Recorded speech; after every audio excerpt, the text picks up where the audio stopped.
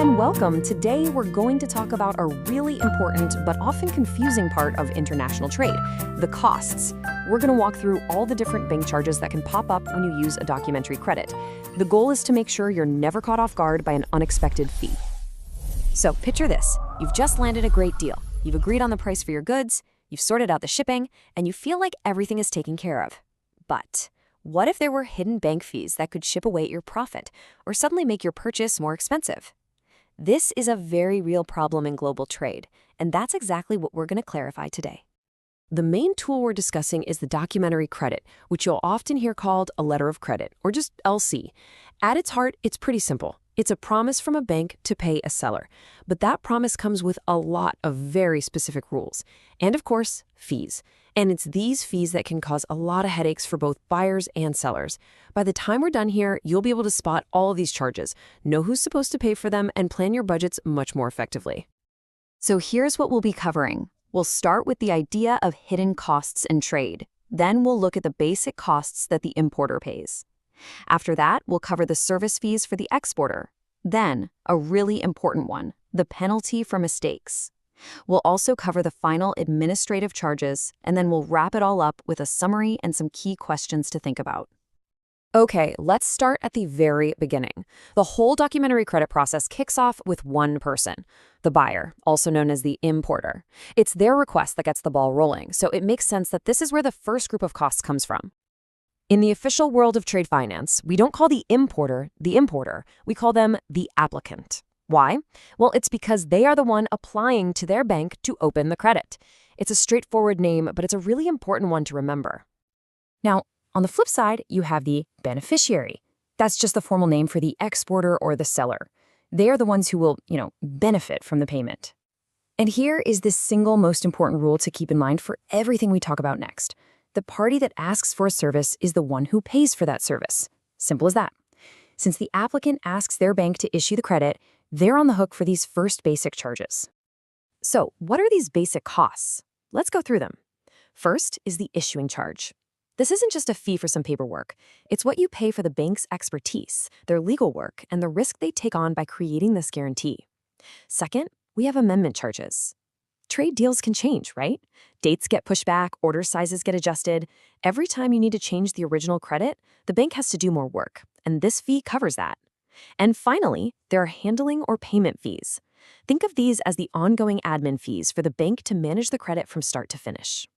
Now, there is one major exception to this rule. It has to do with something called a transferable credit. This is a special situation where the exporter, the first beneficiary, needs to use that credit to pay their own supplier. In that specific scenario, it's the exporter who has to pay all the fees for that transfer. The reason for this is to protect the bank and the importer, because the bank is now having to deal with another company that wasn't part of the original deal. Okay, so that logically leads us to the next set of fees. The importer pays to get the credit set up, but the exporter often chooses to pay for extra services that give them more security or get them their money faster. Let's look at three big ones. First up, advising charges. The exporter's own bank charges this fee to receive the credit, check it to make sure it's real and not a fake, and then officially advise or deliver it to the exporter. Next is the confirmation commission. This one is optional, but it's really powerful. It's a fee you pay to a second bank to add its own guarantee of payment. This is a huge deal for exporters who might be nervous about the buyer's country or bank. And last, there's the negotiation commission. This is for exporters who don't want to wait. The bank will essentially pay them right away, and this fee is for providing that cash up front. To really understand the value here, look at the difference between an unconfirmed and a confirmed credit. With an unconfirmed credit, you're only relying on the importer's bank. But what if that bank is in a country with some instability? A confirmed credit, on the other hand, brings in a second, often major international bank that also promises to pay you. It's basically like having a cosigner on a loan. For the exporter, it offers the highest level of security you can get. So let's go back to that idea of getting paid early, which is called negotiation. There's an important catch you need to know about. This service is almost always with recourse. What does that mean? It means if the bank pays you early, but then the documents are sent to the importer's bank and they find a mistake, you have to give all the money back. This huge risk of having our documents rejected leads us perfectly into our next section. We are now getting into what is probably the most common and definitely the most frustrating source of extra costs in this whole process. We're talking about fees that come from small mistakes on the paperwork. Take a look at this number, 70%. Studies have actually shown that the first time documents are presented to the bank, they contain errors up to 70% of the time. Think about that.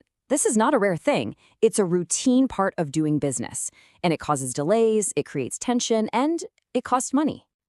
Whenever a bank finds one of these errors, it's called a discrepancy. It could be something as tiny as a typo in a name, a shipping date that's off by a single day, or forgetting to sign one page.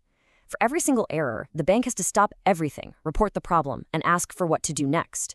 To cover all that extra unplanned work, they charge what's called a discrepancy charge. So how does the bank actually collect this fee? Well, they can only do it if they've written it into the terms of the documentary credit. Here's an example of what that looks like in a real document. It says, plain as day, that a fee, in this case $75, will be taken right out of the payment if any errors are found. That makes the cost of a simple typo very, very real. Okay, so on top of the fees for setup, for special services, and for fixing mistakes, there's one last category of charges. You can think of these as the basic operational costs for the communication and logistics that make everything run. Let's quickly go through these. First, cable charges. Banks use a super secure private messaging network called SWIFT, not regular email. And every single message sent on that network has a fee, kind of like an old-school telegram. Second, courier charges. Some documents are too important to be digital, like a bill of lading, which is like the title to the goods. They have to be physically and securely shipped, and that costs money. And third, reimbursement charges. Sometimes the two banks in the deal use a third bank as a middleman to handle the payment. That third bank charges a fee for its trouble. A common question is, who pays for this reimbursement fee? The default rule is that the importer's bank pays it, since they're the ones who set up the payment. But, and this is a huge but, the bank can add a clause to the credit that says the exporter has to pay it instead. This is a perfect example of why it is absolutely critical to read every single line in that credit document. One sentence can move a cost from one person to another. So we've now gone through all the major bank charges you're likely to see. To make sure all this information sticks, let's do a quick review and tackle one last very important question about who is ultimately responsible for all these costs. So let's think about a situation. Let's say the credit says the exporter has to pay a certain fee, but for whatever reason, the exporter either refuses to pay it or there's not enough money left in the payment to cover it. What happens then? Who does the bank go to for the money? And the answer takes us all the way back to that first principle we talked about. Because the applicant, the importer, was the one who started this whole thing by asking for the service from their bank, they are the one who is ultimately responsible for all the costs.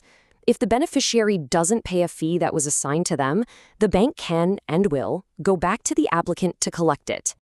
All right, so let's do one final quick recap. The importer's main costs are for issuing and amending the credit. The exporter's costs are usually for optional services like advising, confirmation, and negotiation. Penalty costs from discrepancy fees can affect either party. And finally, those small admin costs are just part of the process for everyone. And that brings us to our final thought for the day. We now know that simple paperwork mistakes are the #1 cause of unexpected fees. So the big question is, how can buyers and sellers work together better from the very start to get rid of these errors? We'd genuinely love to hear your thoughts and experiences on this, so please share them in the comments below. If you found this useful, we'd appreciate it if you'd like the video and subscribe for more straightforward guides on complex topics. Thank you so much for watching.